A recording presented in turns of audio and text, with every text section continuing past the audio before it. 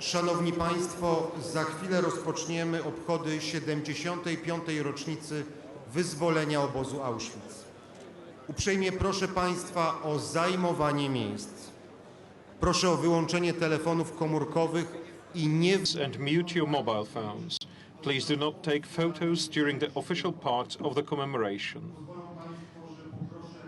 Please let me once again request that it is very important.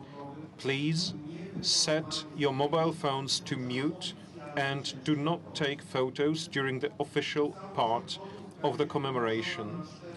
The commemoration will be translated into 4 languages: Polish, English, Russian, and Hebrew. On your sets, you can set channel 1 for Polish, channel 2 for English, channel 3 for Hebrew, and channel 4 for Russian. Please let me repeat this message.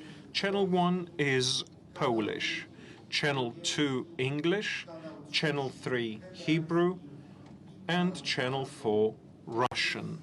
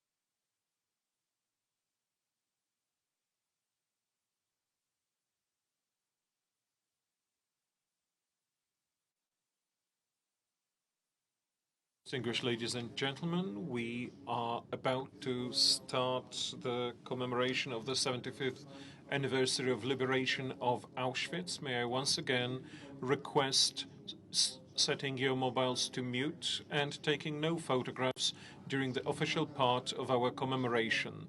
May I also reiterate that Polish is on channel 1, channel 2 is English, channel 3 is Hebrew, and channel 4 is Russian.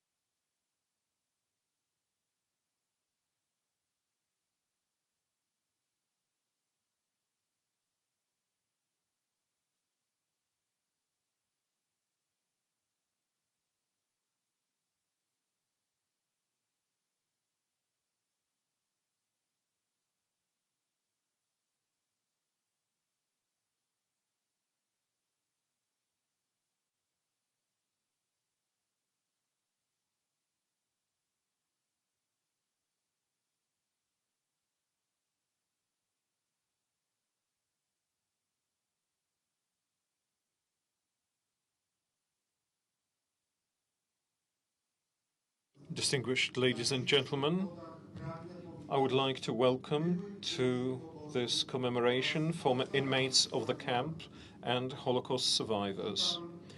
May I welcome your highnesses, presidents, prime ministers, and all the heads of parliaments and heads of state delegations. May I welcome representatives of the Polish Parliament and parliamentarians from Europe and the world.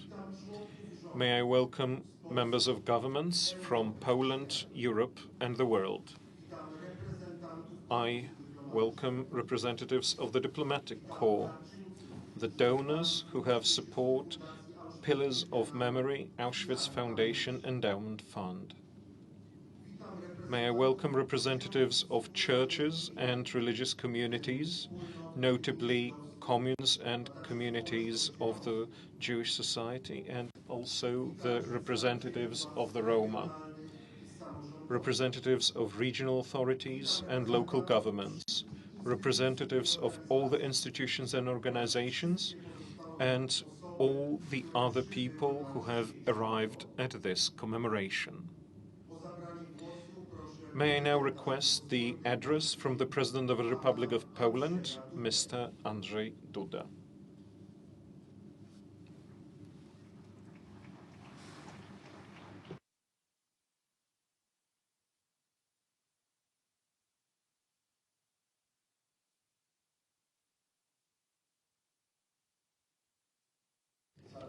Honorable survivors, witnesses of the Holocaust. Your Royal Highnesses, Your Serenities, Your Excellencies, Presidents, Prime Ministers, Excellencies, distinguished guests, ladies and gentlemen.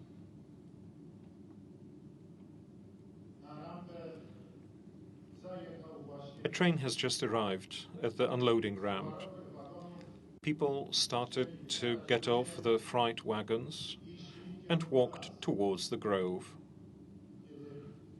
When I got up in the morning to wash the floor, people were walking. Women, men, and children. I went out at night in front of the block.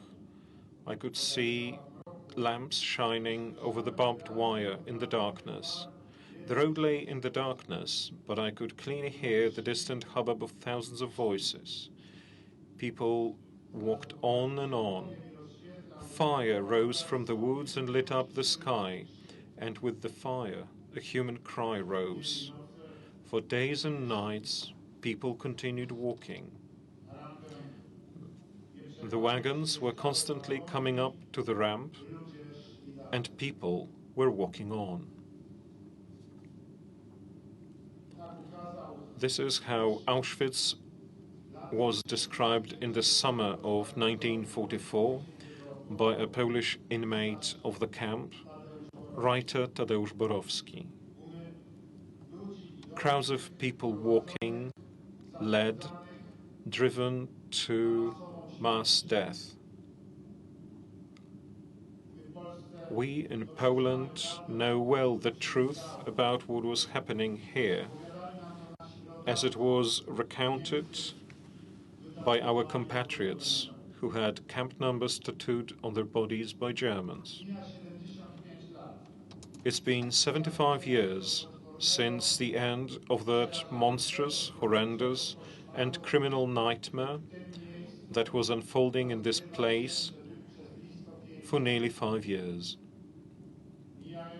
It has been 3 generations since that day, the 27th of January 1945, when a few thousand prisoners, victims of cruelty, exhausted by slave work, hunger and disease, lived to see, finally, the liberation by the soldiers of the Red Army. We have here with us today the last living survivors, people who endured the hell of Auschwitz, the last of those who saw the Holocaust with their own eyes, and among them those who experienced the fate of the Jewish nation, as referred to in the Psalm 44. We are killed all day long. We are considered as sheep to be slaughtered. We have come here together, members of 61 delegations from all over the world, to commemorate jointly the International Holocaust Remembrance Day. We are standing in front of the gate leading to the camp that claimed lives of the largest number of victims and that has become the symbol of the Shoah. We pay tribute to all the 6 million Jews murdered in this and in the other camps, in the ghettos and places of martyrdom and torture, in the streets of cities and small towns. We stand here before you, honorable survivors, to assume anew in the presence of the witnesses of the Holocaust an obligation. This is an obligation we take thinking of those who perished, of you who have survived, and of the future generations as well. The genocide perpetrated here by the functionaries of the Nazi Third Reich claimed more than 1,300,000 human lives. Among them, there were Poles, the Roma, Soviet prisoners of war, but first and foremost, Jews, whom over 1,100,000 were slain here. We are speaking about numbers, but these numbers represent concrete people, their life stories and their suffering. We're speaking about numbers, although we will certainly never get to know the exact figures. Yet we are speaking about numbers as we are in the factory of death. For numbers make us realize the industrial nature of the crime perpetrated here. The Holocaust, of which Auschwitz is the main locus and the main symbol, constituted an unexampled crime throughout the entire history of humankind. Here, the hatred, chauvinism, nationalism, racism, anti-Semitism assumed the form of a mass and organized, methodical murder. At no other time and at no other place was extermination carried out in a similar manner. Jews from Poland, Hungary, France, the Netherlands, Greece, and from other occupied countries all over Europe were brought here in cattle cars. They underwent selection and were deprived of all their belongings. And in their vast majority, they were immediately killed in the gas chambers and burned in the ovens of the crematoria. All of that took but a few hours, quarters, minutes. For years, the factory of death operated at full capacity. Smoke was rising from the chimneys, the transports were rolling. People walked and walked in their thousands to meet their death. It is hard to encompass it all with your mind today. The magnitude of the crime perpetrated in this place is terrifying, but we must not look away from it. And we must never forget it. When the front was approaching to put an end to the crime, the perpetrators attempted to obliterate its traces. They would destroy the buildings and the documents of the genocide. Having slain millions, they also wanted to wipe out the memory of them. However, their attempts failed. Witnesses were saved, of whom you, honorable survivors, are the last ones. And this very place has been preserved, the tangible evidence and the symbol of the Holocaust. Hence we stand here today on the premises of the former German Auschwitz camp. We stand all together and bow our heads before the suffering of the victims of this most horrendous crime in history, and before the survivors, in the presence of the last witnesses, we do assume an obligation for the future. In the name of the Republic of Poland, who was the first target of Nazi Germany's aggression, whose territory was occupied and its nation was subjected to terror, who established the largest European underground resistance movement against the Third Reich, whose soldiers fought against Germans on all the fronts of the Second World War, from the first to the last day of the war, whose 6 million citizens died at the hands of Nazis, including 3 million Jews, and who makes an utmost effort to preserve this place, the premises of the Auschwitz camp, as well as all the other places of the Shoah, the former German camps located in our territory. I have the privilege and honor, on behalf of the Republic of Poland, to renew the obligation that we Poles assumed back then, when the Holocaust was being carried out, when our forefathers came to the aid of the murdered Jews, putting their own lives at risk, who were the first ones to reveal to the world the truth about the Shoah and demanded that the world's statesmen respond. The obligation to which we, the contemporary Poles, consistently adhere, also for the sake of the memory of our heroic compatriots, to mention Witold Pilecki and Jan Karski. On behalf of the Republic of Poland, it is my privilege and guard to always nurture the memory and guard the truth about what happened here. I wish to invite the distinguished guests gathered here today, representatives of foreign states and nations, as well as international institutions and all people of goodwill from across the world, to participate in this endeavor. Let it be our joint commitment, undertaken before the last survivors and witnesses, to keep carrying into the future the message and the warning for the whole mankind that stem from this place. Distorting the history of the Second World War, denying the crimes of genocide and the Holocaust, as well as an instrumental use of Auschwitz to attain any given goal, is tantamount to desecration of the memory of the victims whose ashes are scattered here. The truth about the Holocaust must not die.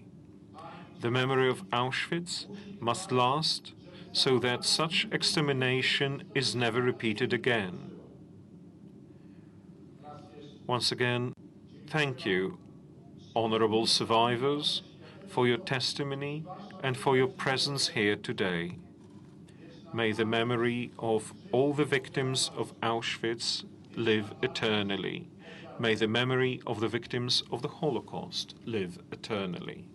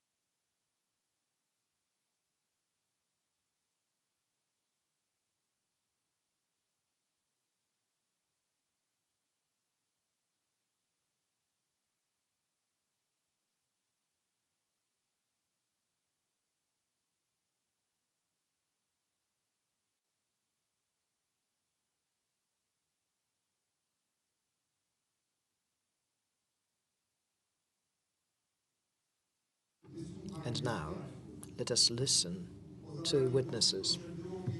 May I ask a former Auschwitz inmate, Bathsheba Dagan, to take the floor.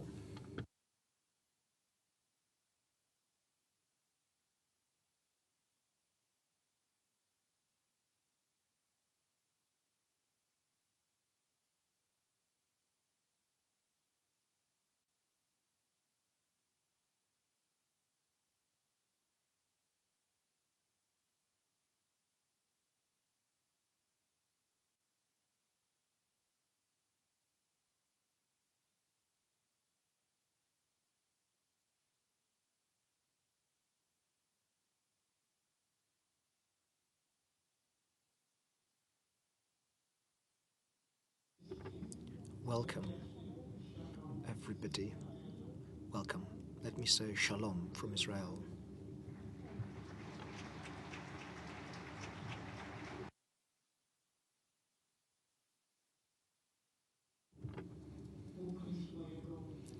It is difficult for me to hide my feelings. I'm standing here in front of you. I'm not sure whether it is real or whether I'm dreaming that I am here with you 75 years on after what happened here, this great suffering that took place here. My number was 45,554. Schutzhäftling in German is an inmate under protection.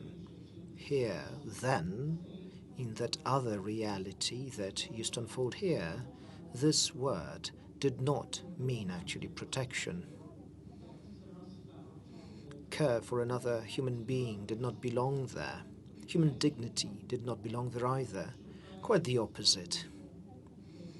Even if you open a dictionary, you will not find a phrase that would describe how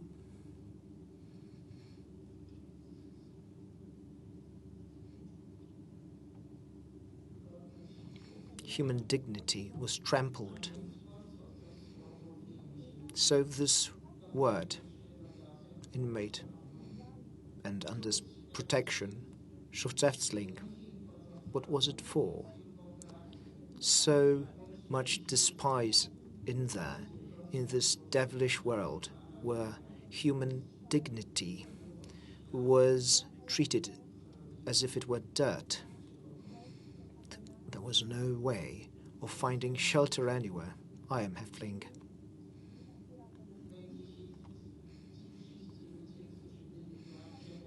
All those people that were in a lager would be surprised, but I did not have a striped uniform because there were too few.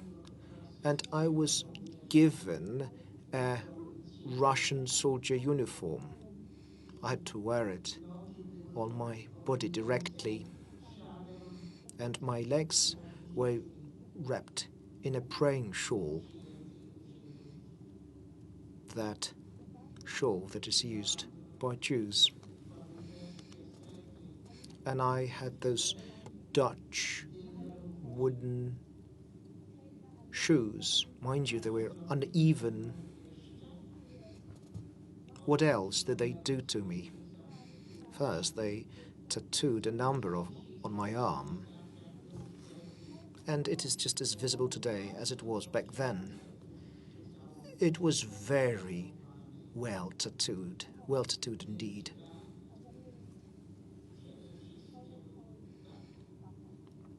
So,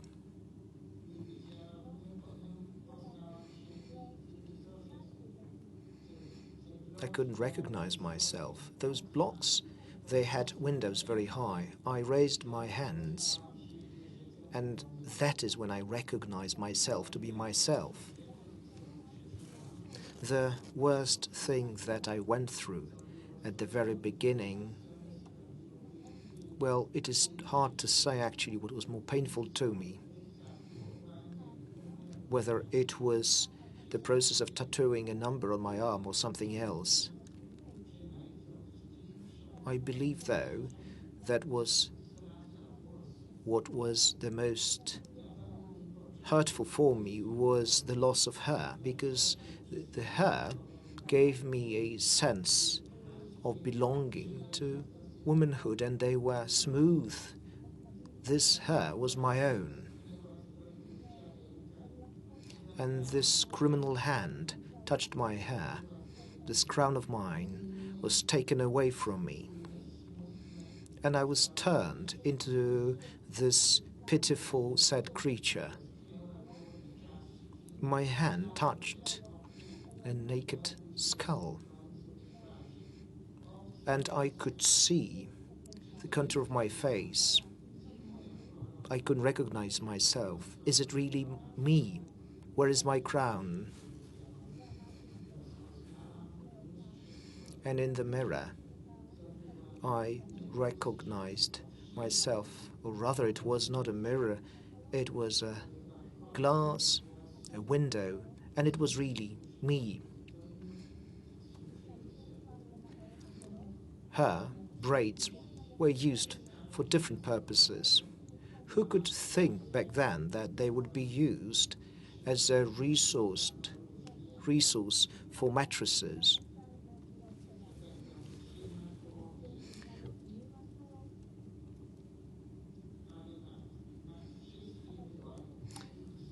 However, what they were really after was depriving me of my own human face, and hair would grow back as nature commanded.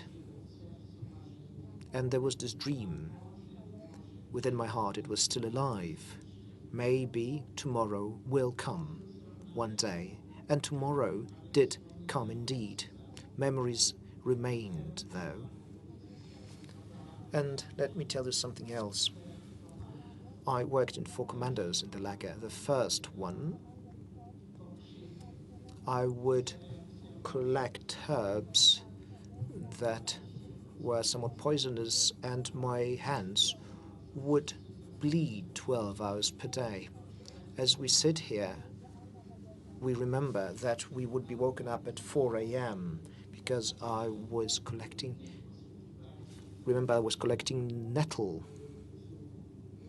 And actually this nettle was used to make soup.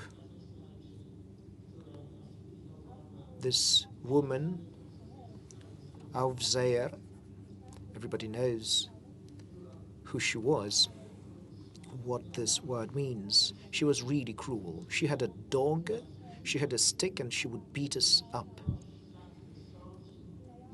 What she wanted was this basket of grass to be not only full but also packed. And I spent many years in this, or rather many months in this commando. And then there was the second one, Kartoffel Commando. I was there rather briefly. There was this Lagerstrasse, the street there. I met my cousin, and she was a doctor's wife. And she worked at what we call a revier. Chimneys, smoking on the one hand, and hospitals on the other. But hospitals, well, that's just a name. And I caught all the diseases you could think of, and I still remember the German names for all those diseases. And there was this itching all the time. I was the best candidate to be sent to chimneys. Now, Dr. Mengele, when he inspected us, we would have to stand in rows naked, and we would be driven to death. But I said I wouldn't go, and I hid under a bed, under the cover, and somehow I saved myself in this way. And there was another commando later.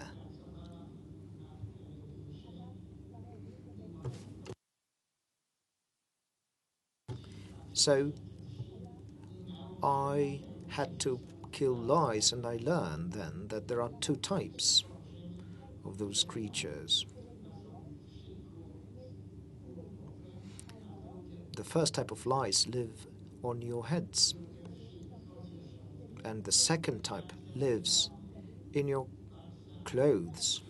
So I would kill lies with my fingers. This would be the first job that I had to do in the morning.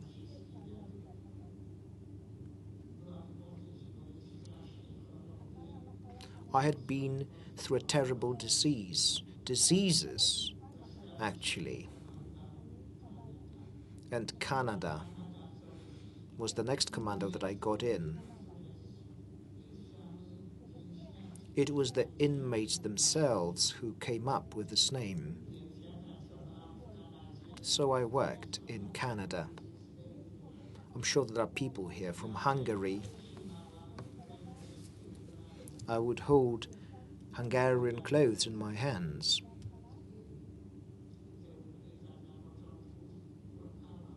At first, I would cry, but then I had to get used to that, because that was to become my job. There were all those huge piles of clothes from different corners of the world. And there I saw a photograph of my teachers from Lodz. In 1944, the ghetto in Łódź was liquidated.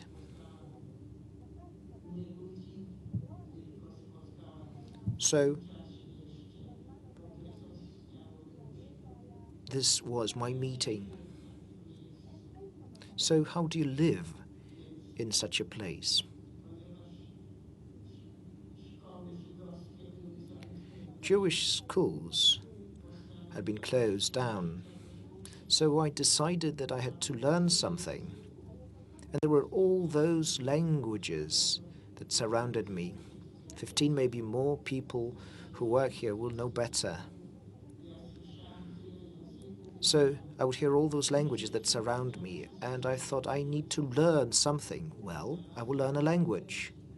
So I found this Belgian lady, and she became my teacher. I had no pencil, I had no paper, I had nothing to help me. And on I went with my learning. So when I left Auschwitz-Birkenau, I spoke fluent French. There was another thing that I learned here. Poems and melodies that were created by inmates. Krystyna Żywulska was one of them.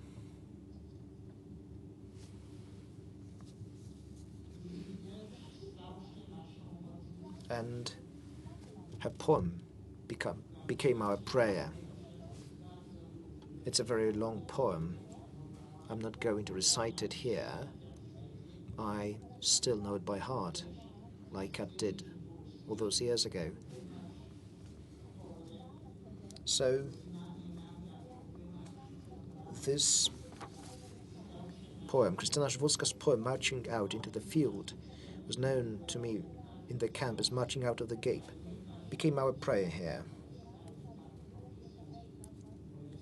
The description of our suffering was an expression of each one of us. However, not every prisoner was able to describe the painful reality in such a manner. The main source of strength was the crazy lust of revenge for so much agony and so many complaints, bayonets into the brain and daggers to the neck. The words of revolt wandered from mouth to mouth and only changed slightly depending on the memory and personal association of female prisoners. The thought of revenge became a source of strength, allowing to endure the long days and nights of inhumane suffering. I continue learning all the time. Now, what helped me to survive was that I myself decided to do something for myself. I decided to choose what I want rather than following orders. However, I did not get to be liberated on the 27th because we could hear the Russian army approaching, their cannons firing.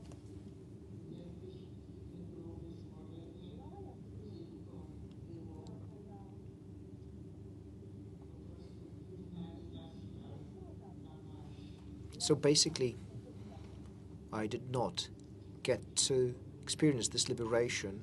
I was driven out and made to march. Could I have some water, please?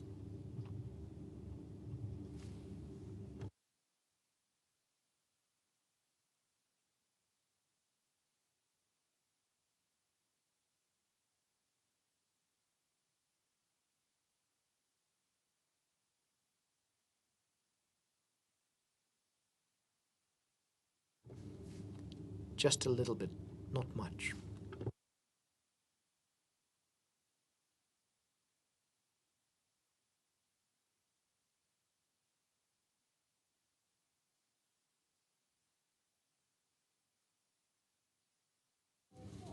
So that's what I thought back then.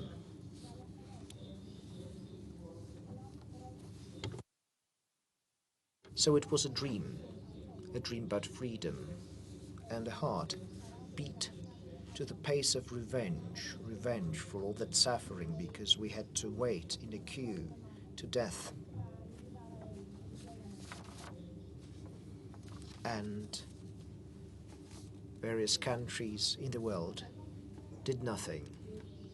And I still have this feeling today. Where was everybody? Where was the world who could see that, who could hear that, and yet did nothing to save all those thousands?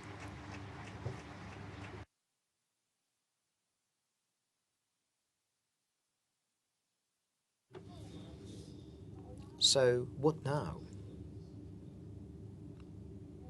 with the world? It was my dream to learn.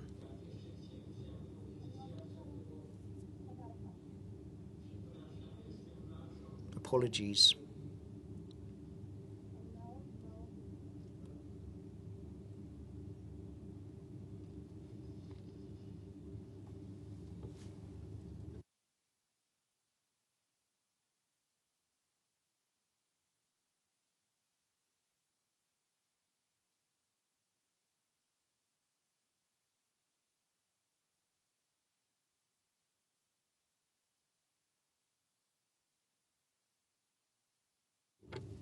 Let me just say it from the bottom of my heart, rather than reading out from a piece of paper.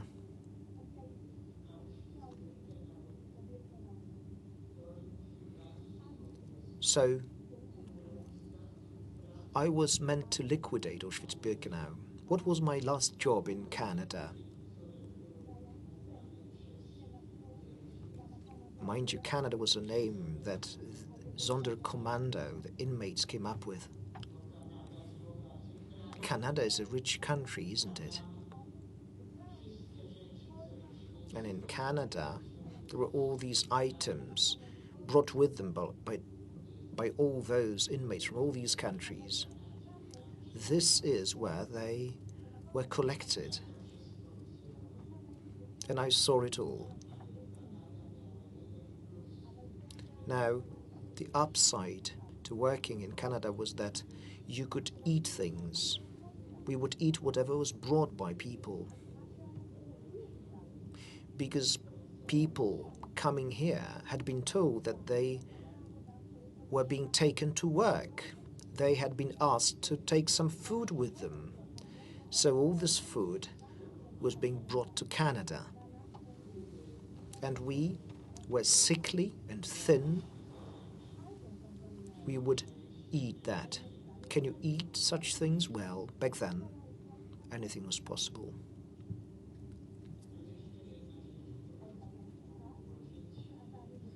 There was one more thing that helped us to live in this hell. Friendship. You could find a group of people who would help one another. Shoah, the Holocaust, are not only about the terrible things. And what about the righteousness among the nations that helped? There are many other things, subjects that can be taught to children.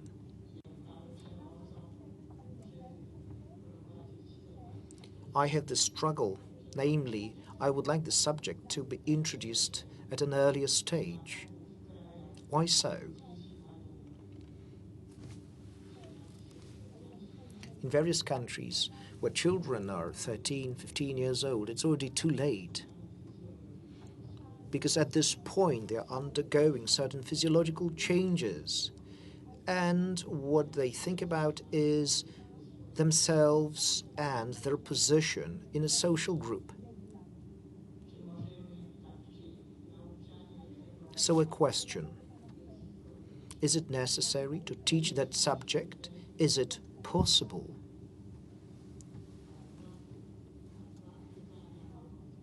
I have an answer to those questions. Yes, it is very much necessary, and it is by all means possible. Why is it truly necessary? We live in the world of the media, and we have those phones, iPhones, whatever its name is. People play with those objects, even toddlers. So children grow up playing with those iPhones, and they know more than we would like them to know. For that reason, this subject, this topic needs to be taught as early as possible. Well, in Israel, it's different because we have those sounds. Children ask why they hear those sounds. However, in other countries, they don't have that. I'm sure there are teachers here. I'm addressing the teachers at this point. First, you need to learn what children know and what is the source of their knowledge. You need to learn what they would like to know. I've been to various places. I've been to Argentina, to Canada. I've been to America many a time, and I spent 3 years in England. I wanted to learn, so the first thing that I did was I picked up Hebrew very fast. I went to this teaching college. Also, I worked as a kindergarten teacher. Children would approach me about why I had this thing written. Well, for 40 years I'd been looking for an answer. Mind you, in museum you have 4 books in Polish. They have been translated from Hebrew. Well, for the most part.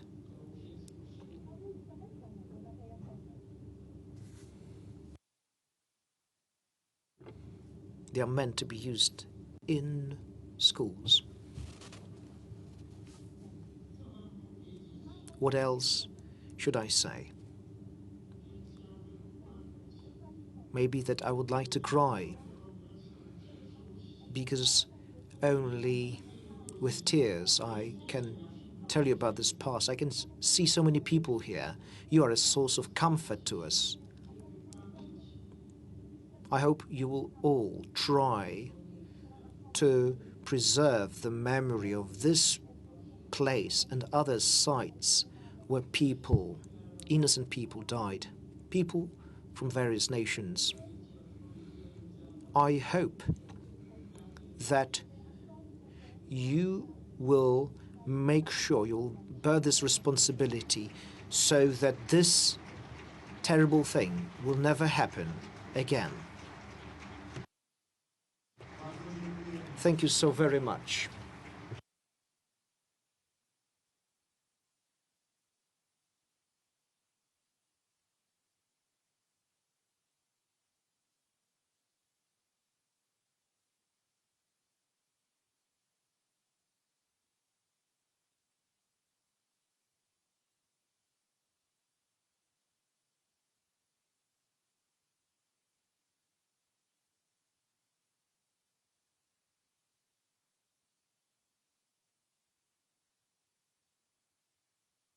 Ladies and gentlemen, may I ask a former Auschwitz inmate, Elsa Baker, to take the floor.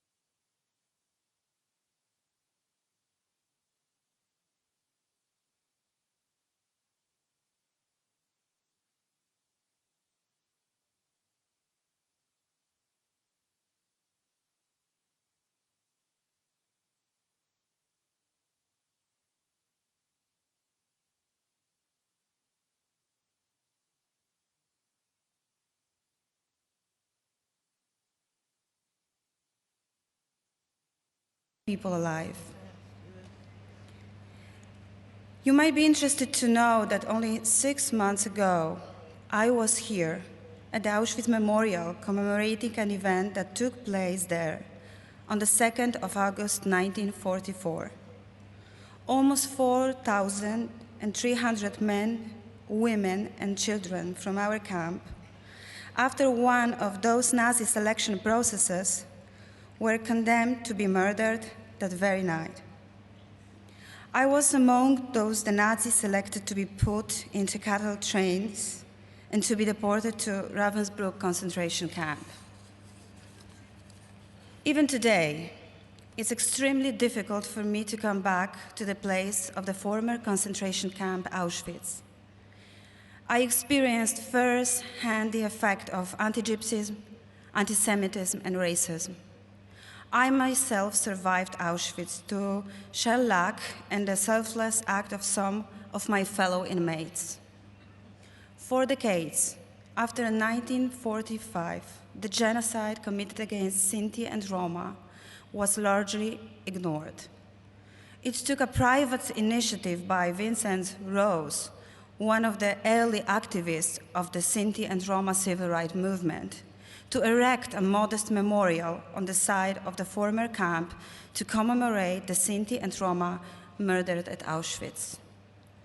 Today, it is the setting for memorial services like the one I attended last August. Those that were murdered and those that survived the camps must never be forgotten. Hopefully, this memorial site and museum will remain here for many years to come as a warning to people not to let racism and insane ideologies backed by wrong sciences like, for example, eugenics, gain power again. May I just say one thing that is very near to me. In times like this, when minorities have to feel vulnerable again, I can only hope that everyone would stand up for democracy and human rights. Thank you.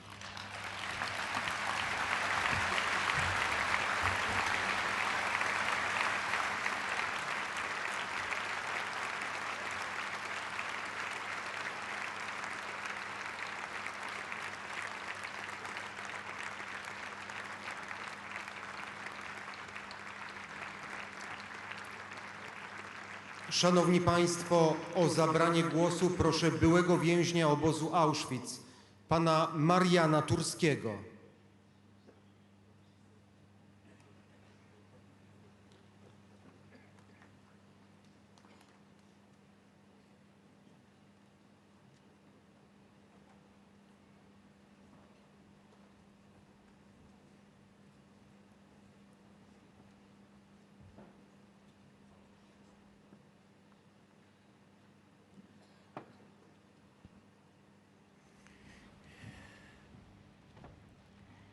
Moi drodzy towarzysze niedoli obozowej,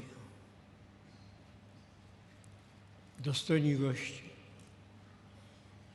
szanowni zgromadzeni, przyjaciele. Jestem jednym z tych jeszcze żyjących, nielicznych, którzy byli w tym miejscu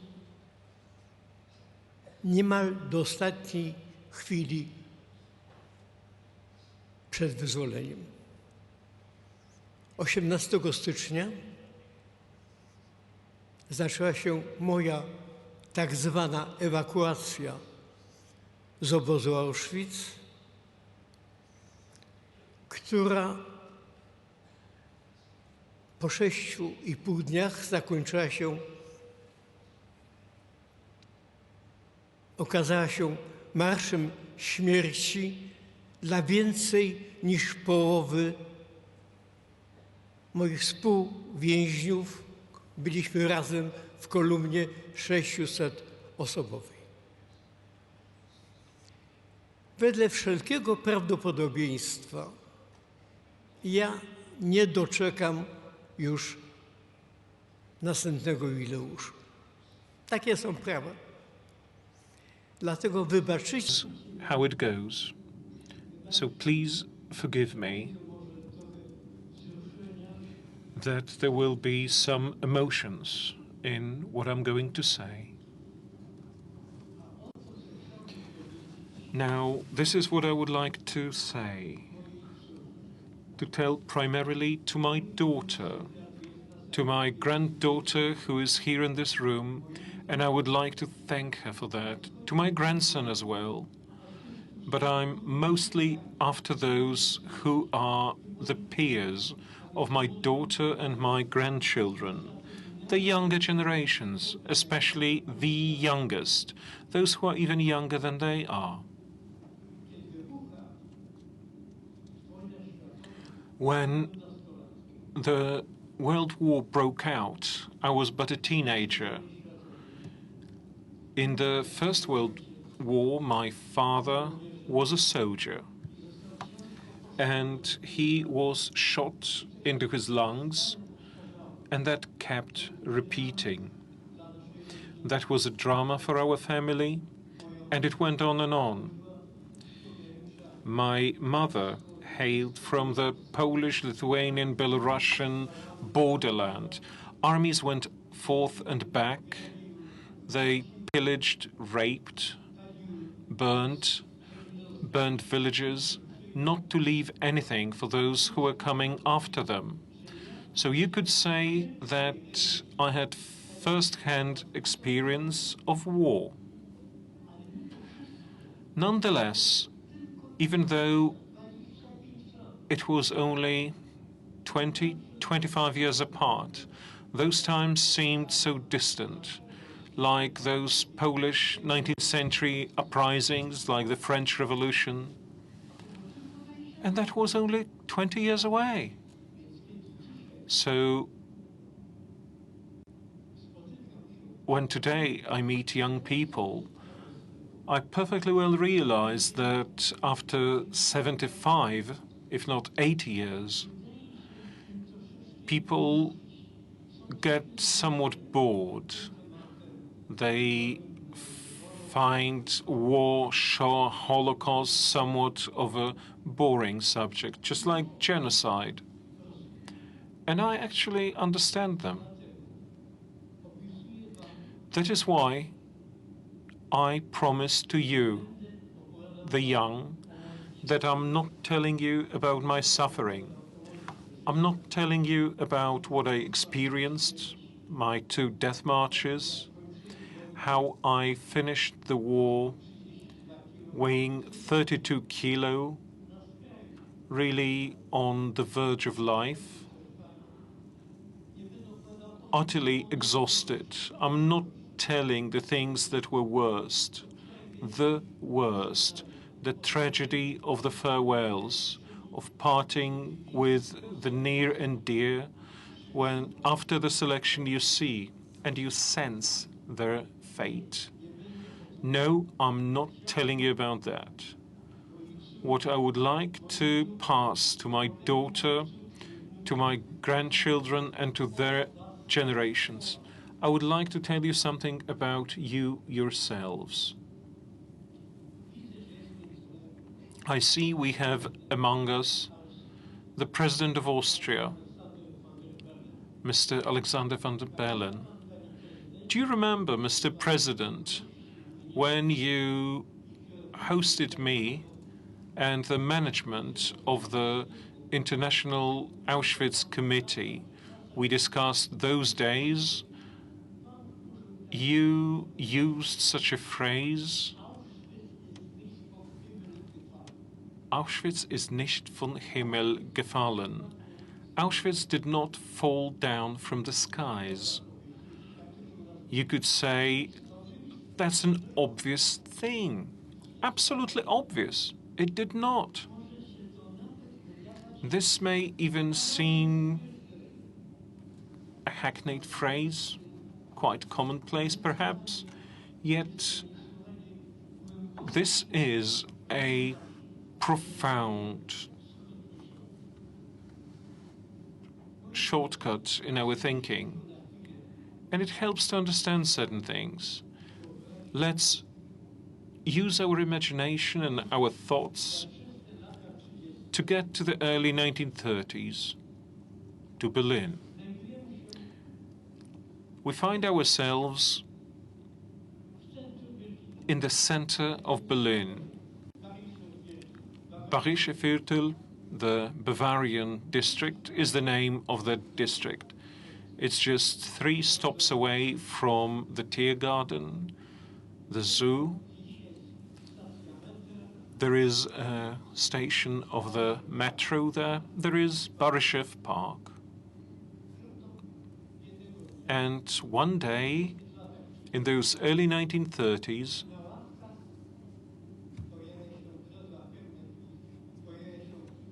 you can read an inscription on the benches. Jews must not sit on these benches. You could say, it's unpleasant, it's not fair, it's not right. But after all, there are so many benches around. You can sit somewhere else. Of course you can.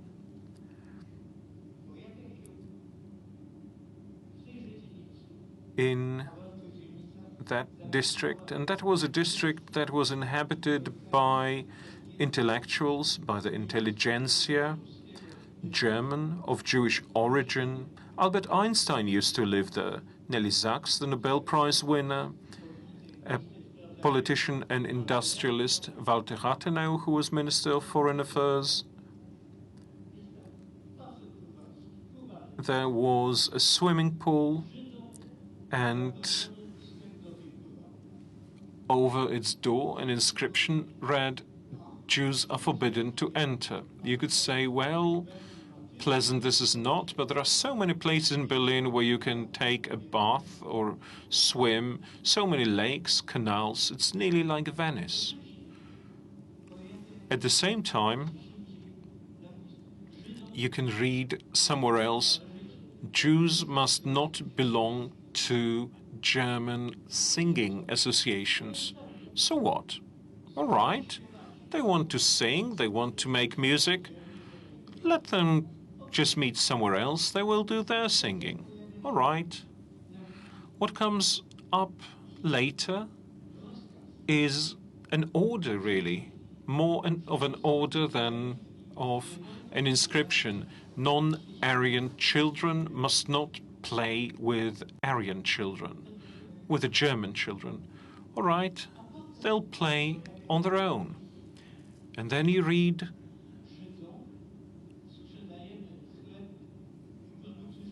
we only sell bread and food to Jews after 5 p.m. All right, less choice. This makes your life harder. But after all, after 5 p.m., you can still do your shopping. Now, I warn you, I'm getting used to a thought. That thought that someone may be excluded becomes mediated into our lives. The thought that somebody can be stigmatized, that someone may be alienated.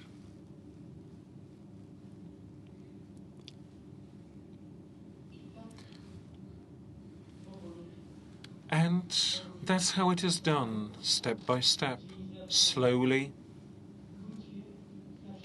People begin to see that this is something normal. Both victims and the perpetrators, the witnesses, those whom we in English call bystanders, those who see it become familiar, and they become acquainted with that thought, familiar with the idea that the minority that produced Einstein, Nelly Sachs, Henry Heine, Mendelssohn's, and many Nobelists, that it is different, that it can be pushed beyond the margin of the society, that they are different people, that they are alien people, that they are the people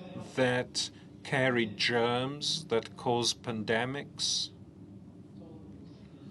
And this now is a horror that's dangerous. This is where what may happen soon takes its origin. And let me tell you, if you consider that, and if we remember the words of Mr. President, power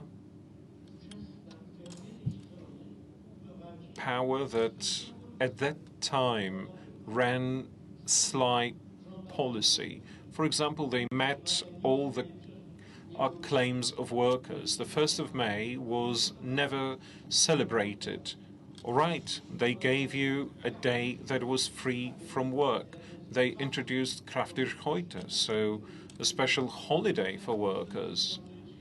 They could also fight unemployment. They knew how to play on the dignity of a nation. Germans move up from the shame of Treaty of Versailles. Have your pride back. And that government also saw that people were slowly engulfed by this lack of sensitivity. They ceased to react to evil. And that was the moment when that government could speed up the process of evil. What came later was something that developed immediately. Jews could not get jobs, they could not emigrate, and then quickly Jews would be sent to ghettos, to Kaunas, to Riga, to my ghetto, the Litzmannstadt, that's a Łódź ghetto.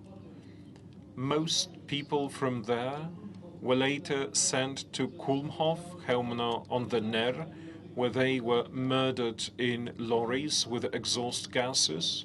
And the rest will make their way to Auschwitz, where in a very modern way and manner, they were murdered with Zyklon B in all those modern gas chambers.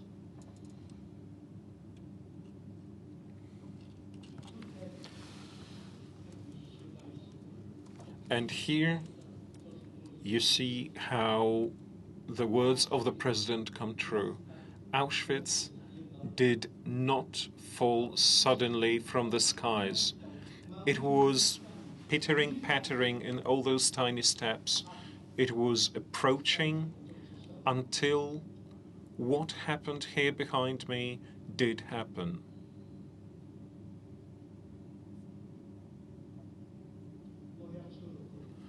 My daughter, my granddaughter, peers of my daughter, peers of my granddaughter, you do not have to know the name of Primo Levi. Primo Levi was one of the most famous inmates of this camp. Primo Levi once used that phrase, "This happened," which means that it may happen again, which means that it may happen anywhere in this world.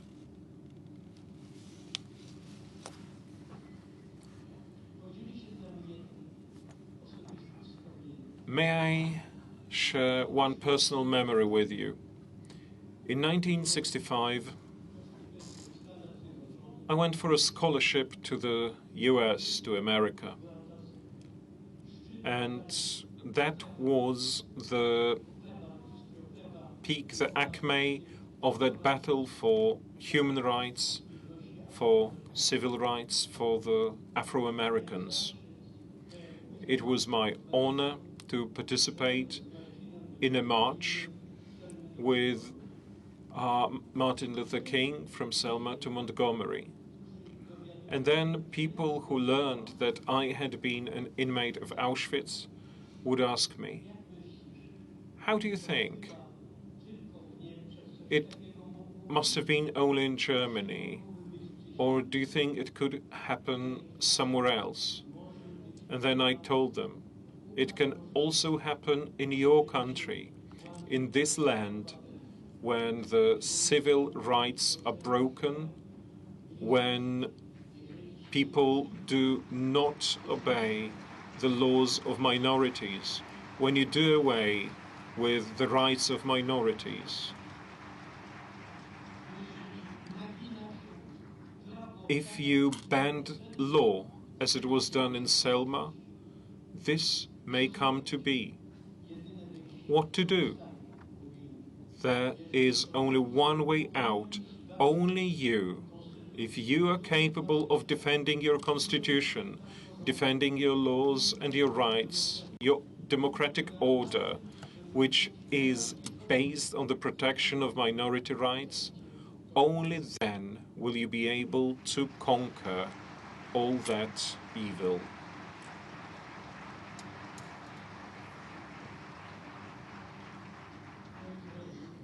My dear, here in Europe, most of us hail from the tradition called Judeo-Christian. Both the believers but also the non-believers assume as their civilizational canon the Ten Commandments.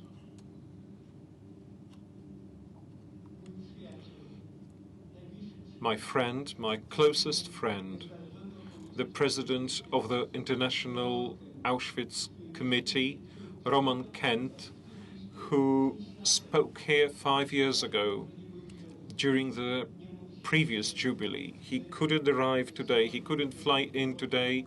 He's frail, he's been sick lately. But he invented the 11th commandment. The 11th commandment that is an experience of the Shoah, of the Holocaust, which is the experience of that horrible time of disdain. And that 11th is be not indifferent. Thou shalt not be indifferent.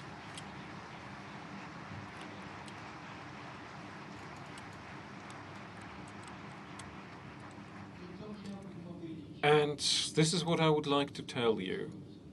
My daughter, my grandchildren.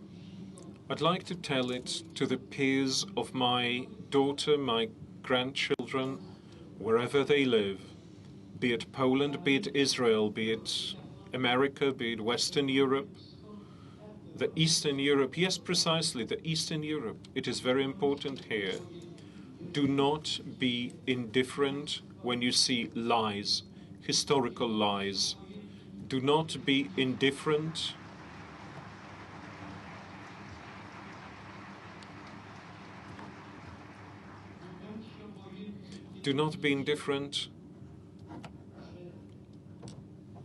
when you see that the past is stretched to fit the current political needs.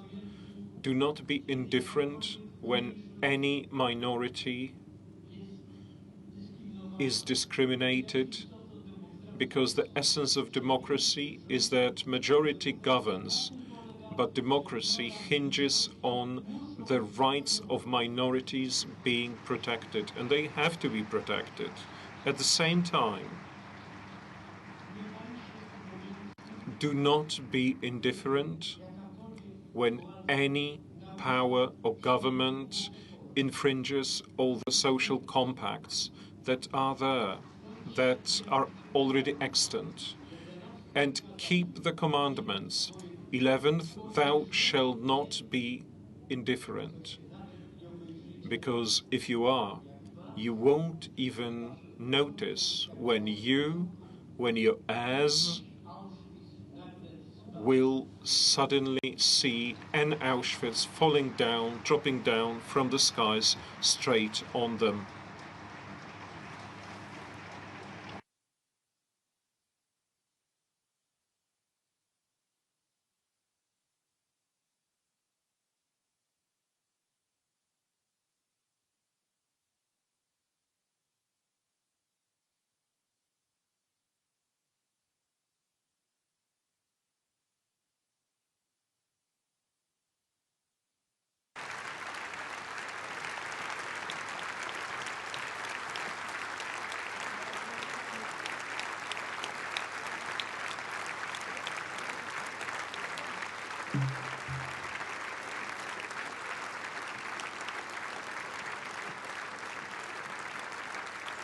Szanowni Państwo, o zabranie głosu proszę byłego więźnia Auschwitz, pana Stanisława Zalewskiego. Stanisław Zalewski to take the floor.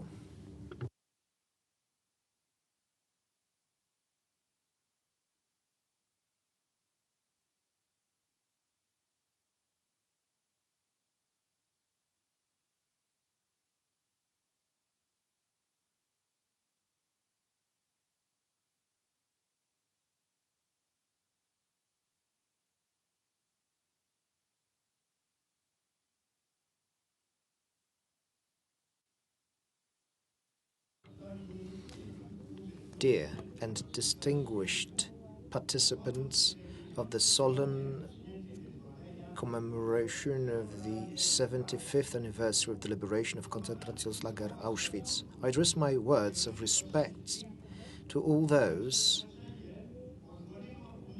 who were spurred by the fate from the industrial operations of the German Nazi machine of genocide in Auschwitz and other concentration and extermination camps. A drastic but true way of putting it. And I'm referring to the innumerable amounts of human hair, glasses, prostheses, shoes, clothing, and other items used daily by children, women, and men of different nationalities and religions. So the ashes of those people were scattered by the winds of history, but their immortal souls remained in this zone, invisible to humans. And they came here in great numbers, and they are circulating here among us. If we open our hearts, we will hear their cries, their moans and complaints to God. In a place such as this, words fail, and the heart cries out to God in this dreadful silence. Lord, why did you remain silent? In this silence, we bow our heads before the countless people who suffered and were murdered here.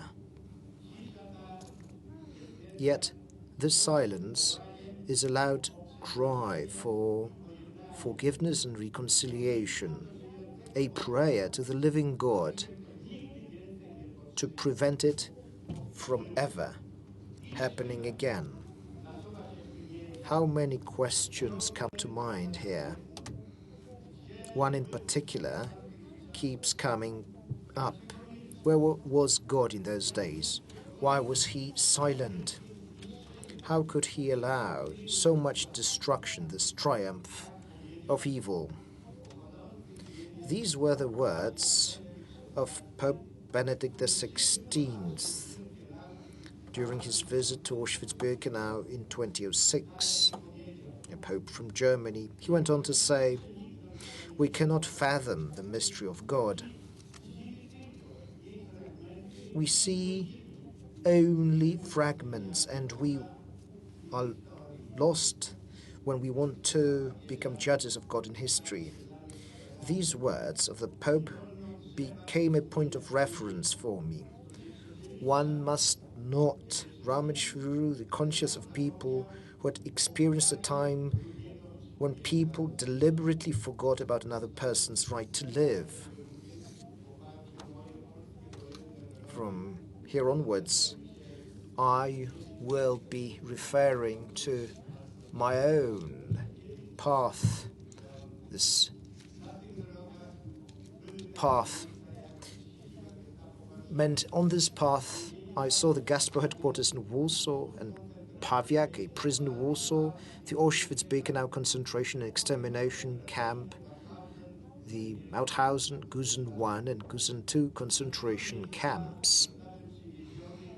I was brought to this place in October 1943.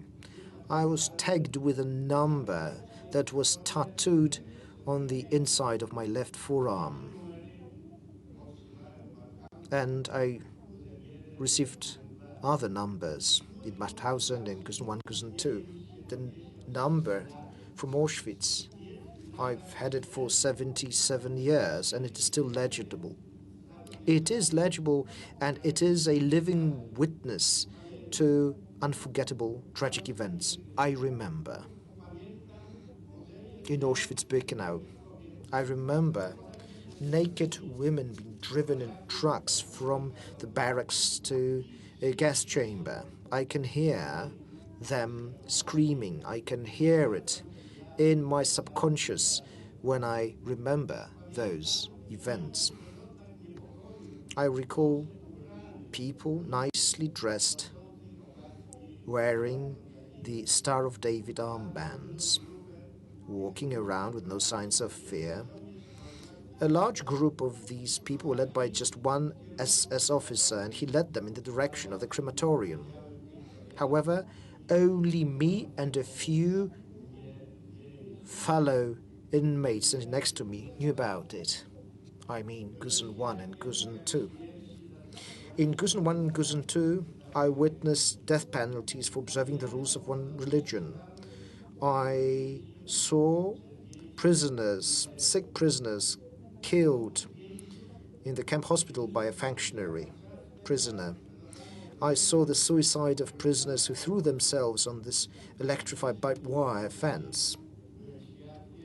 On the first day of freedom, I witnessed drastic extrajudicial executions performed by prisoners and functionary prisoners. And it was done because of the sadistic nature. It originated and manifested itself in camp conditions, and these are just a few select examples. To live a normal, creative life, I try not to think about the events that took place in the camp, and I found my own way of doing that. So I took my memories and I put them in this airtight box. I tied a rope to it and I threw it into a river. Occasionally I take it out, and I took it for today's event, but once I've used those, I put them back into this box and put them back into the water. However, once the echoes of the ceremony cease, some memories overcome my defenses. They penetrate my memory, trigger reflections, and some questions that remain unanswered. When I say Pater Noster, pray, I recite a verse. Give us our daily bread today, and forgive us our trespasses, as we forgive those who trespass against us. So the question is, what is forgiveness of sins? Is it forgetting the damage that was inflicted? Or maybe it's about refraining from imposing punishment. Or maybe it is about abandoning the right for compensation. Can we forgive those who had this description, Gott mit uns, on the buckles of military belts and killed people with premeditation? Let me emphasize that. It was premeditated. Because war is an art of killing. Whoever kills more wins. War breeds violence on both sides. And the stronger will impose a law, and it can be quite cruel. And war blurs the lines between good and evil. To avoid that, there must be reconciliation between nations. Yet reconciliation without historical truth and forgiveness will only be but a bridge without a railing between the edges of a precipice. You can cross it, but not without fear. Therefore, it is a moral obligation of all those present here to act. Act in such a way that nothing like that ever happens again.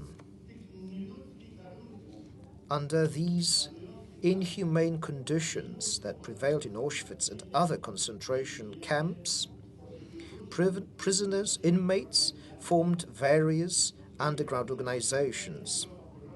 Their primary goal was that of protecting human life and human dignity. Speaking in modern terms, I was a beneficiary of such an activity, and that made it possible for me to survive temporary breakdowns, to overcome this feeling of hopelessness, both in Auschwitz and other camps. Such actions unleash new energy, strengthen certain bonds, and stimulate a person to act, to overcome one's sense of powerlessness, to overcome this loss of hope. I'll give you two examples. A Franciscan, Father Maximilian Kolbe, voluntarily gave up his life for another person, father of a large family. Cavalry Captain Witold Pilecki voluntarily allowed himself to be imprisoned in KL Auschwitz. He organized, or rather, let me phrase that, he fled from Auschwitz to tell the truth about what was happening in Auschwitz-Birkenau. He participated in an uprising in Warsaw, and he was killed by the communist authorities in Poland. So two different people, both incredibly courageous, and they showed heroism and dedication in a place created to exterminate people, and their sacrifice was not in vain. The Witold Pilecki Institute of Solidarity and Martyrdom was established in Poland in 2017. One of the goals of this institute is to commemorate people of different nationalities, victims of German Nazi crimes. And the Maximilian Kolbe Werk Association, established in Germany, has been operating since 1973. It is meant to reach agreement and reconciliation and provide assistance in various forms to former inmates of concentration camps and ghettos, regardless of their religion, their views, and their beliefs. On the 50th anniversary of the end of World War II, the association awarded all former inmates of concentration camps a commemorative medal. The document attached to the medal reads, quote, "You have survived the atrocities and terror prevailing in the camps, but afterwards your lives have been very difficult, and yet in this time you have given great reasons for reconciliation." So on the medal, you can find a rose that symbolizes your message, that of reconciliation.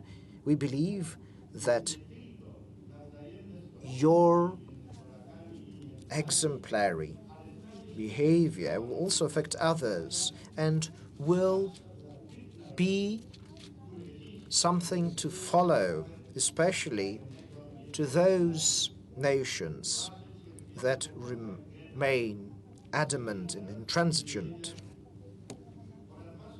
You suffered in camps and ghettos and Nazi prisons. Your life had been difficult after the liberation, but all of that was not in vain. Of this, we are truly and deeply convinced. That's how it should be, but it is not. These days, in many regions of the world, people overcome by fanaticism of various kinds, political, racial, and religious, they commit acts of violence to achieve their own personal goals. These acts of violence claims thousands of lives, and that bears the hallmarks of genocide. Has history turned a full circle? I mean a circle propelled and driven by people who do not respect other people's dignity? Dear participants of this commemoration, I am an optimist and I believe in people. So far, in my life, excluding my stay in prisons and concentration camps, I have received more good things than bad things from others. In qualifying human deeds as good or bad, I'm supported by a beautiful woman who has a blindfold on her eyes. In her left hand, she carries balance, and in her right hand, a sharp sword.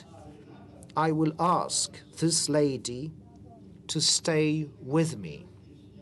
On the 26th of January, yesterday, the President of the Republic of Poland, together with his spouse, presented to former inmates of concentration and extermination camp in Auschwitz-Birkenau medals commemorating the 75th anniversary of the liberation. The medal was founded by the Auschwitz-Birkenau State Museum.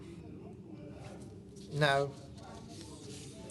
there is this message attached to it, and there is this fact that it is the highest Polish authorities present this medal.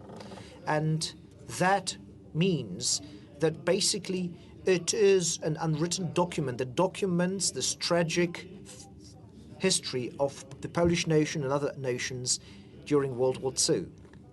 I deeply believe that this event will be used to act for the benefit of all the remaining witnesses of history.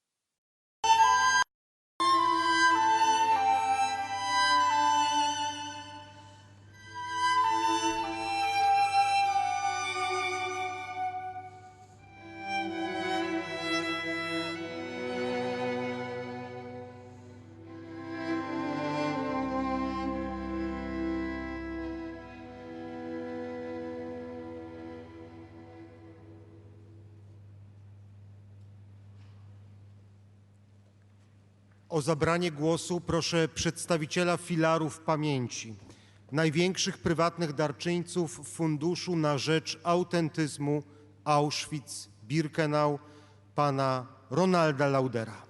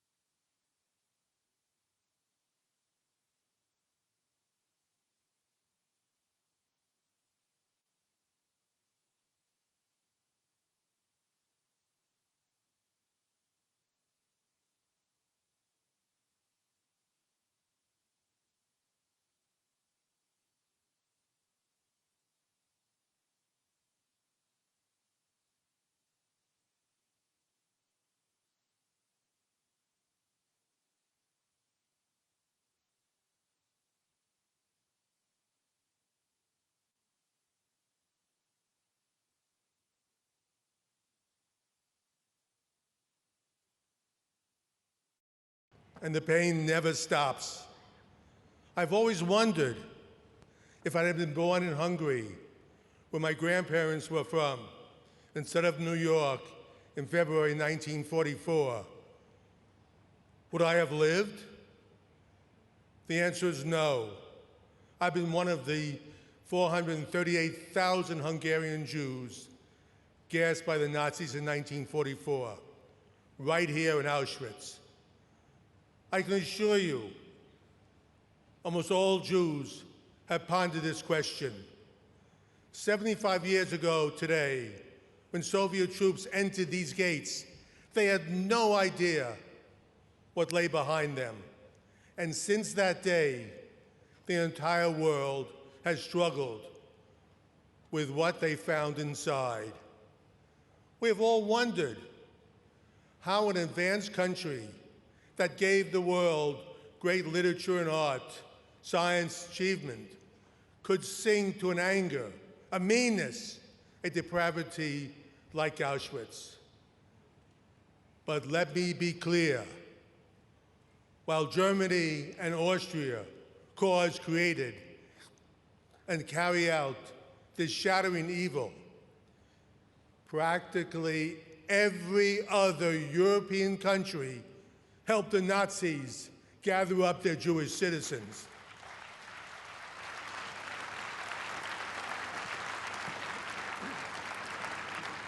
Too many people in too many countries made Auschwitz happen.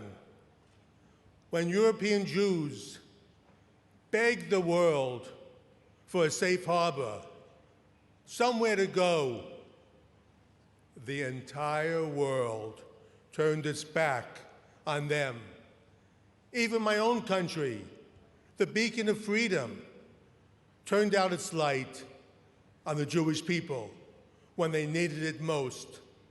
The United States organized a conference in Evian, France in July 1938 to discuss the Jewish refugee problem. There were a lot of lovely speeches, but America did not let any additional Jewish refugees in, and every other country in attendance followed its lead. There were 32 countries, and none of them, except for the tiny Dominican Republic, wanted any more Jews. Hitler saw this. 4 months later came Kristallnacht, and again, there was no world reaction. Hitler tested the world, and at every step, he saw the truth. The world did not care. That's when he knew he could build this factory of death. Evian led to Auschwitz. Kristallnacht led to Auschwitz. World anti-Semitism led to Auschwitz. Thankfully, there were some people throughout Europe who had a moral decency and acted differently. Ordinary people who risked their lives and their families' lives to save other human beings. Sometimes people they didn't even know. In Yad Vashem in Jerusalem, you will see 27,362 names on what we call the righteous among nations. These Gentiles who risked everything to save Jewish lives, we have not forgotten. These honorable men and women who we will never, never, never forget. God bless them.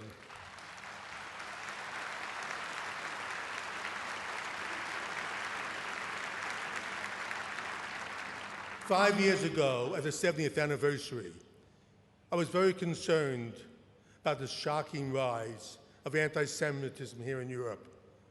Today, you all know the attacks on Jews, the killings, the vicious slanders have only grown worse, and they have spread to my own country. 75 years ago, when the world finally saw the pictures of the gas chambers here and the piles of bodies, nobody in their right mind wanted to be associated with the Nazis. But now, I see something I never thought I would see in my lifetime: the open and brazen spread of anti-Jewish hatred throughout the world once again. In 2020, we hear the same lies the Nazis used so effectively in their propaganda. They said, Jews have too much power. Jews control the economy and the media. Jews control governments. Jews control everything. We hear this madness online, in the media, and even within democratic governments. We will never eradicate anti-Semitism. It's a deadly virus that's been with us for over 2,000 years. But we cannot look the other way and pretend that it doesn't happen. That's what people did throughout the 1930s, and that is what led to Auschwitz. There are 50 countries represented here today. I know each and every one of you is as disgusted by anti-Semitism as I am. You also know that you alone cannot stop this, but all of you can certainly speak out forcefully against it. We can't rewrite history, but we can be much more forceful today. All of us must remember those brave, moral people who tried to stop this. As all world leaders, all politicians must lead in this effort. Words are not enough. Political speeches are not enough. Laws must be passed, severe, tough, real laws that will put these hate mongers away in prison for a long time.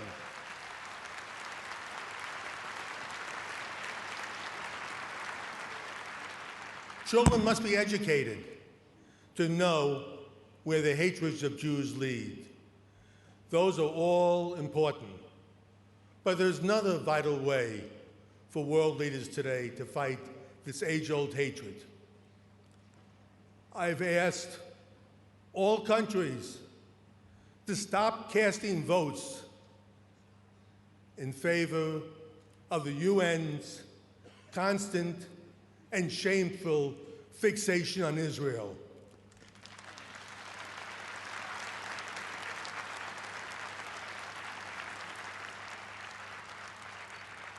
Exactly 3 years, 3 months, and 3 weeks after the liberation of Auschwitz, the Jewish people realized their 2,000-year-old dream and founded the Jewish state of Israel, if for no other reason than the fact that not a single country on earth would take in Jewish refugees when they begged for their lives. That is why the Jewish people need Israel. 75 years ago, the Jewish people left Auschwitz. They fled Europe. They were forced out of every country in the Middle East. And instead of living in refugee camps and turning to terror, they built a vibrant democracy in a place where democracy does not exist. They have created miracle after miracle while having to defend their existence every single day. No other country on earth has had to do this. And for this, the UN, some journalists, even some government leaders constantly condemn it. But it's even worse. Israel has been singled out over and over again with the same lies that we heard about the Jewish people for centuries. Over the last 7 years alone, the United Nations General Assembly has adopted 202 resolutions condemning countries around the world. Of those 202 resolutions, Israel was condemned 163 times, and the rest of the world only 39. 163 against Israel, 39 for the rest of the world. We all know these votes are absurd. The UN ignores true evil dictatorships that kill millions of their own people. And it's clear as day that this kind of excessive anti-Zionism is nothing but anti-Semitism.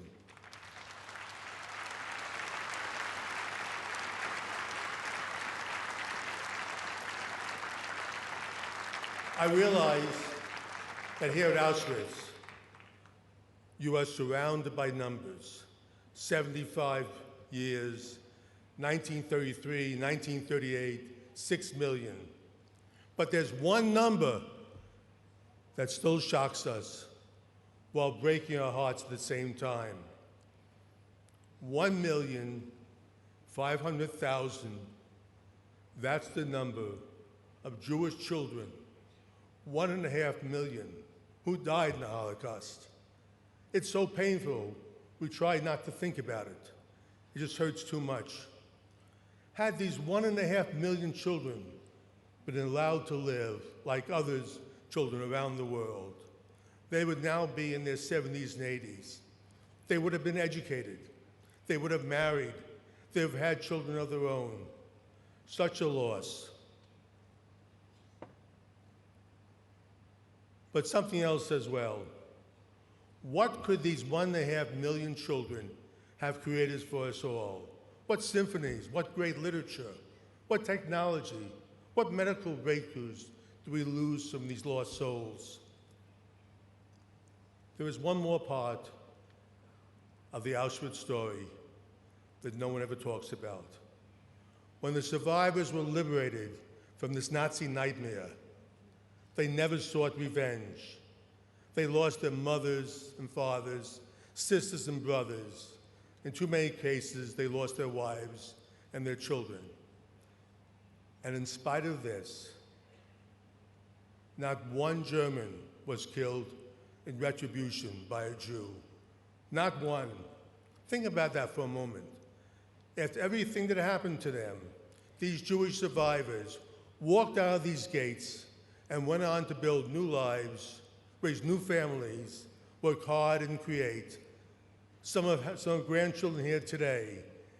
And it is shameful that 75 years later, they now see that their grandchildren face the same hatred again. This is a shame and must never be tolerated.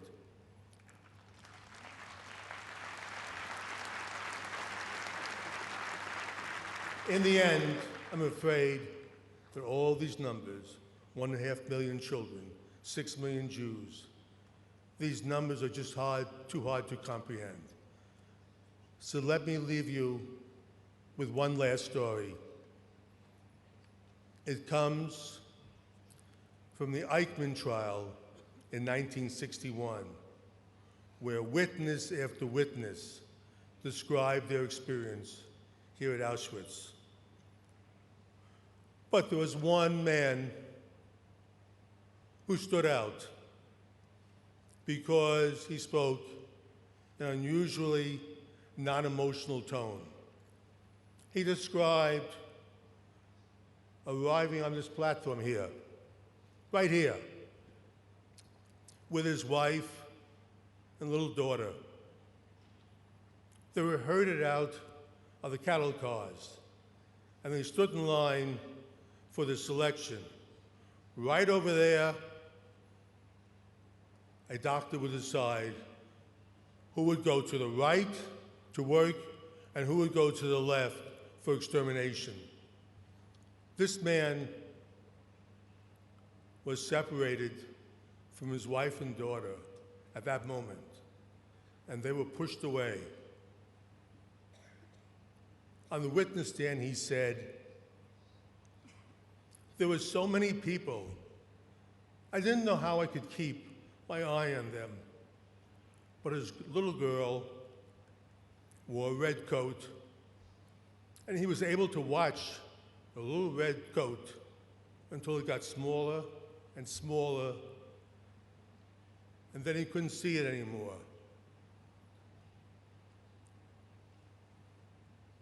The young Israeli prosecutor, Gabriel Bach, was standing at his chair when the man finished like this. He stood there silently. Finally, the judge asked Bach to continue, but he stood there. Again, the judge told Bach to continue, and again, he just stood there silently. Years later, Bach explained that as fate would have it, he and his wife had just bought their 3-year-old daughter a little red coat. And Gabriel Bach said, to this day, if he goes to a sports stadium or a restaurant or just waiting down the street in Jerusalem and he sees a girl in a little red coat, his throat will tense and he cannot speak. Frankly,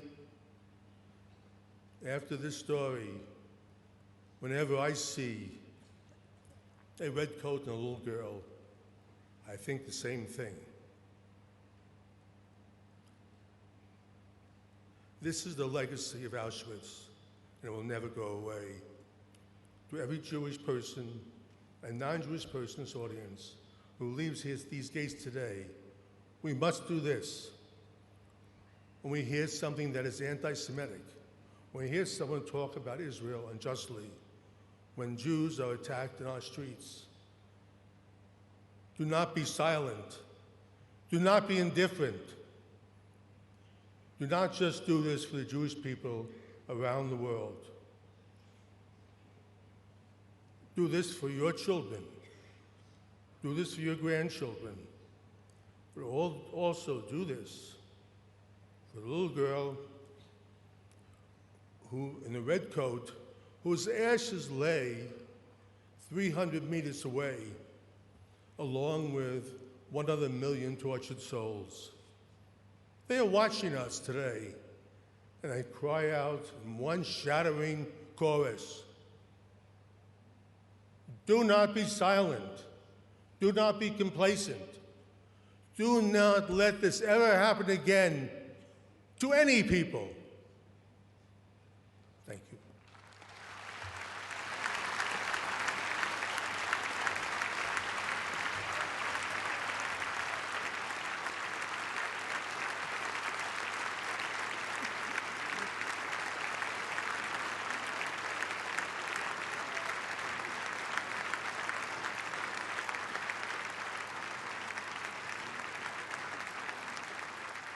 Szanowni Państwo, zapraszamy do obejrzenia filmu pod tytułem Przedmioty. Oni byli tacy jak my. Objects, they were just like us. Przygotowanego na 75. rocznicę wyzwolenia niemieckiego nazistowskiego obozu koncentracyjnego i zagłady Auschwitz-Birkenau.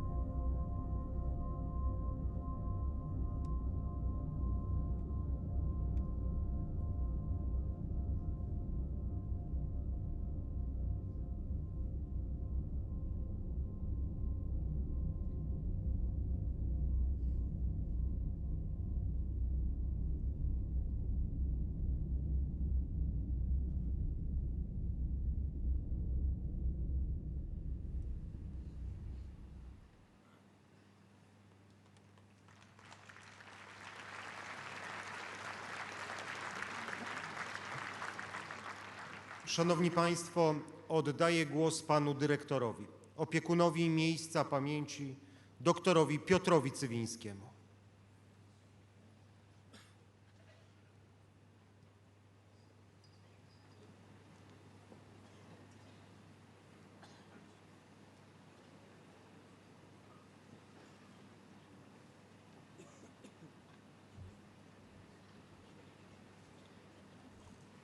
Od wyzwolenia koncentrationslager Auschwitz minęło 75 lat.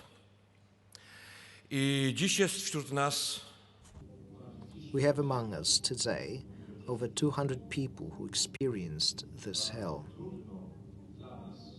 Hell that we cannot even imagine. Thank you so very much.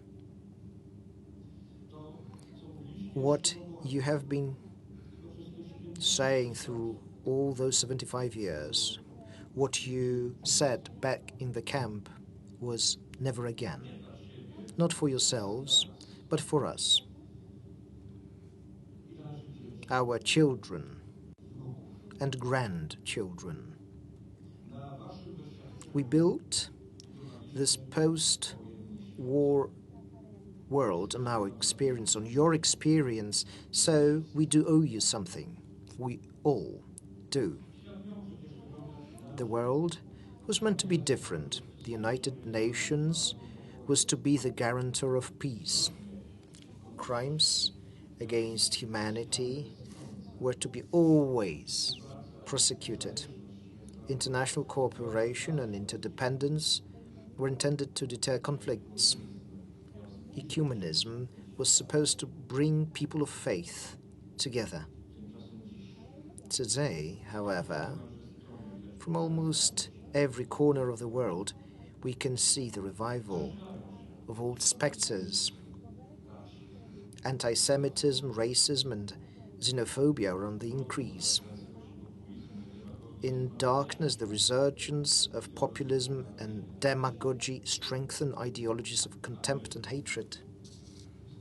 And we are becoming increasingly indifferent, confined within ourselves, apathetic, passive.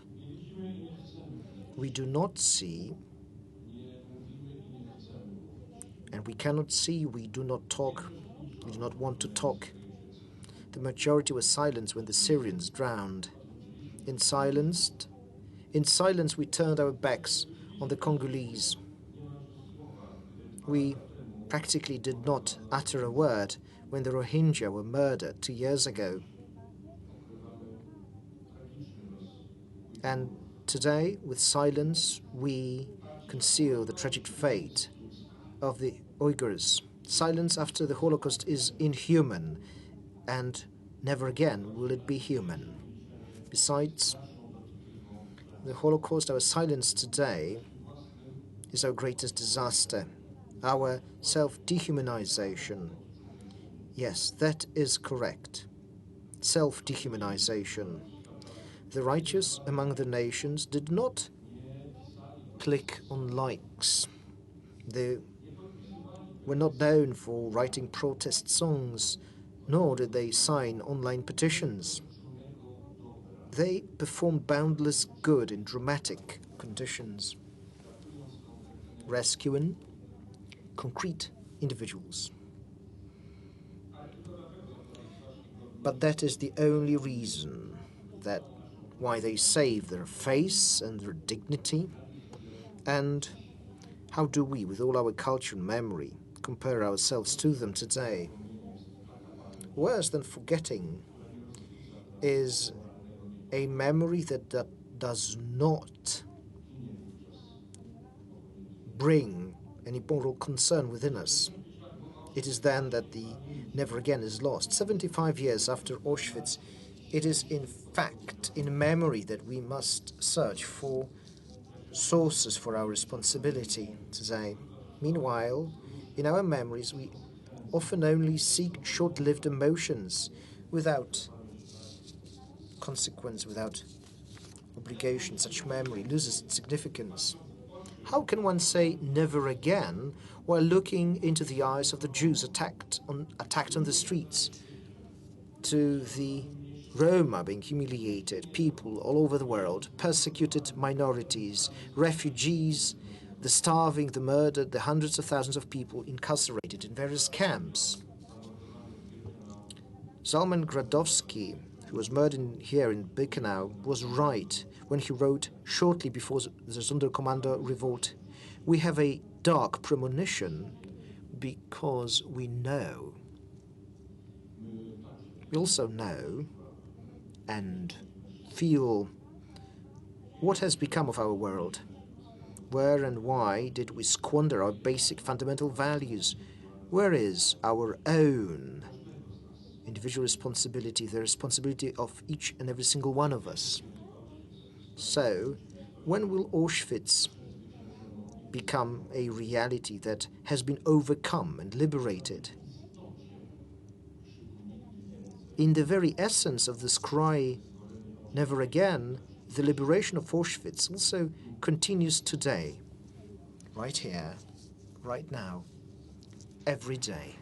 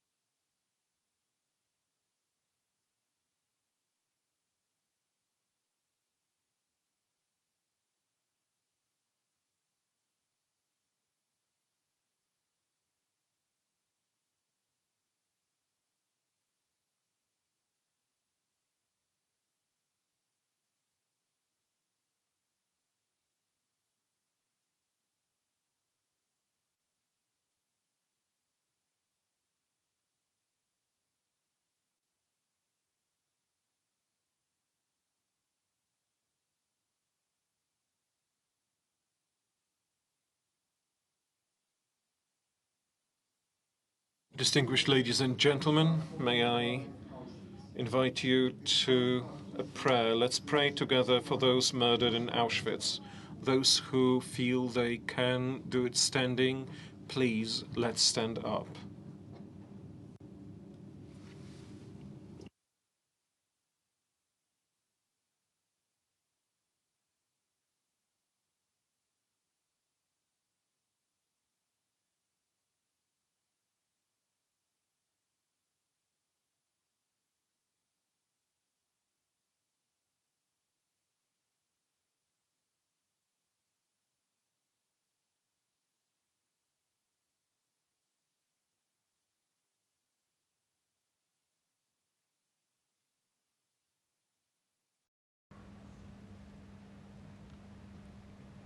Proszę pana Dawida Wiśnie, ocalałego z Auschwitz, o odmówienie modlitw El Male Rachamim oraz Kadisz.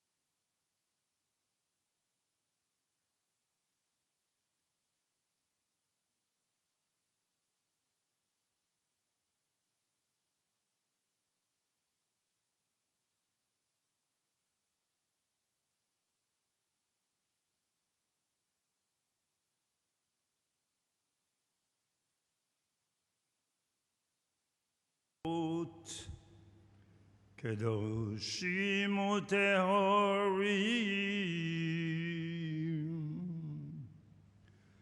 כזוהר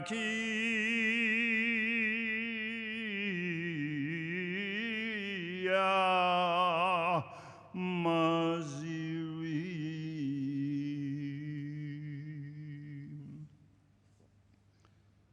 את נשמות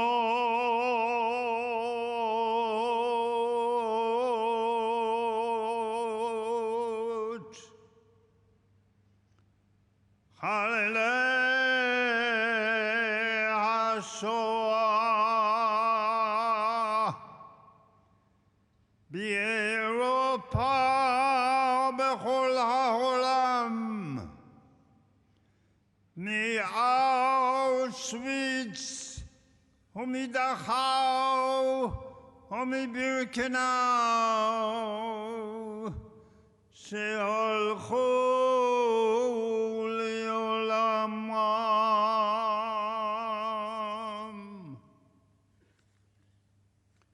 שנהרגו ונשחטו ונשרפו ושנשרפו, כל מיליוני היהודים על קידוש השם בידי המרצחים הגרמנים הנאצים ועוזריהם,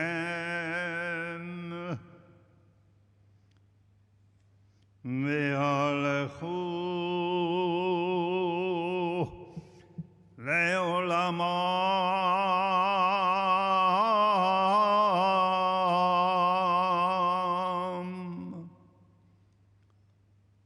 לכן בעל הרחמים יסתירם בסתר כנפיו לעולמים, ויצרור בצרור החיים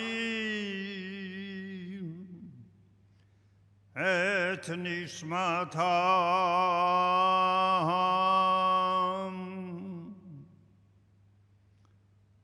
בגן עדן תהא מנוחתם. אדוני הוא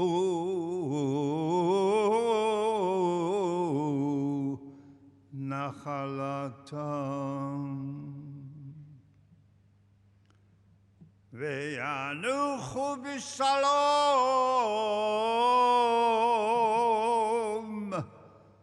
על משכבם.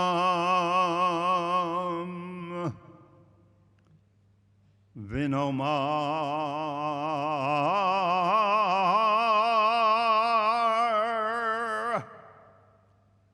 אמן.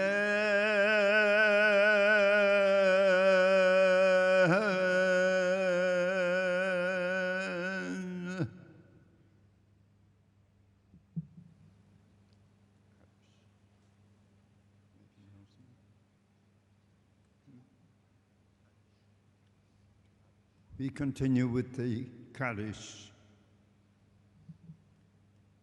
Yitkadal v'yitkadash Shemei Rabbah. Please join me, those who can. B'alma divrach yirutei v'yamlich malchutei. B'chayechon v'yamechon v'chayei d'chol beit Yisrael. Ba'agala v'izman kariv v'yimru. Amen. Yehei Shmei Rabba Mevarach Yalamul Olmei Olmaya Yitbarach V'yishtabach V'yitpar T'romam V'yitnasei V'yitadar V'yitaleh V'yitalal Shmei D'Kutsha Berichu Le'ela Min Kol Birchata V'shirata Tushbachata V'nechemata Damiran bi'alma v'imru. Amen.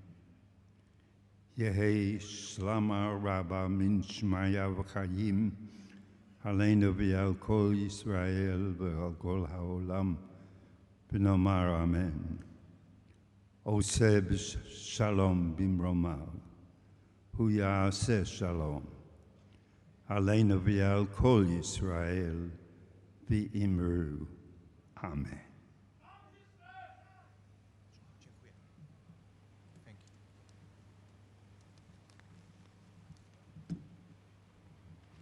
Proszę Jego Ekscelencję, arcybiskupa Salvatore Pennacchio, o odmówienie modlitwy Wieczny Odpoczynek Oratio pro fidelibus defunctis w języku łacińskim.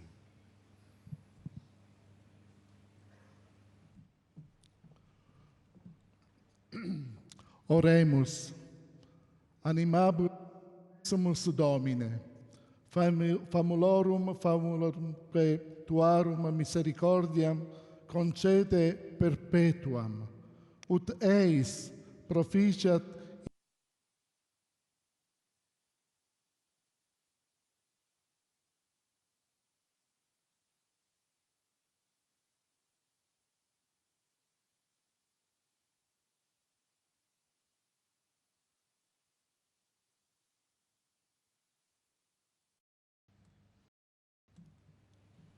Proszę Jego Ekscelencję Piotra Gregera, biskupa Kościoła katolickiego, o odmówienie modlitwy Wieczny Odpoczynek w języku polskim.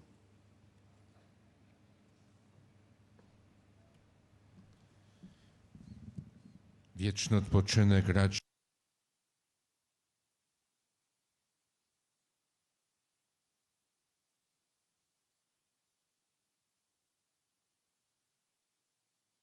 Panie, światłość wiekuista niechaj im świeci, niech odpoczywają w pokoju wiecznym.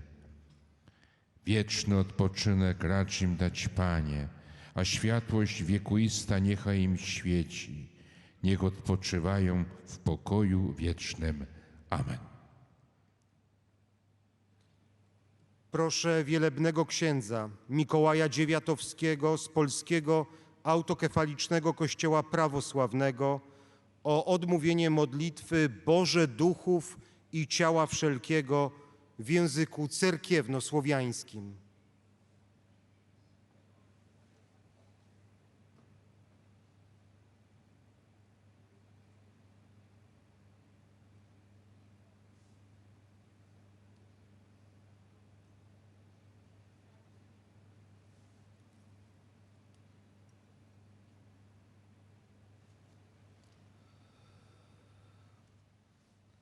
Господу помолимся, Господи помилуй. Боже, духов и всякая плоти, смерть поправи, дьяволу празднивый и живот миру Твоему даровавый. Сам, Господи, покой душу усопших раб Твоих, всех зде погибших, вместе светло, вместе злачне, вместе покойне, отнюдь же отбеже болезнь, печали и воздыхание, всякое согрешение, содеянное или словом, или делом, или помышлением, яко благий человеколюбец Бог, прости, яко не с человек и же будет и не согрешит, Ты, бо един токмо без греха, правда Твоя правда во веки, и Слово Твое есть истина, яко Ты си воскресение и живот и покой усопших раб Твоих, всех зде погибших, Христе Боже наш, и Тебе славу воссылаем, со безначальным Твоим Отцем и пресвятым и благим и животворящим Твоим Духом, ныне и пресно и во веки веков.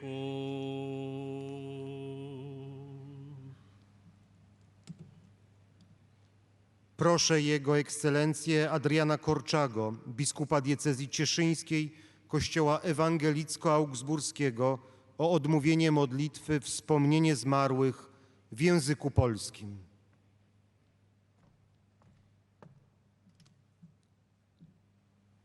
Wszechmogący Boże, przed Twoim obliczem wspominamy dziś tych, którzy na tym szczególnym miejscu kaźni bestialsko byli mordowani.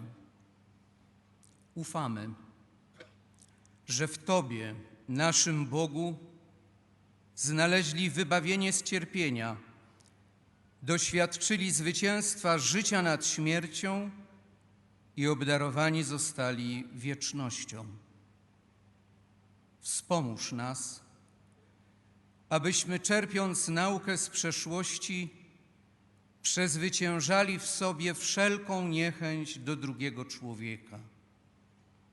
Motywuj nas do życia w pokoju, zgodzie i miłości. Amen.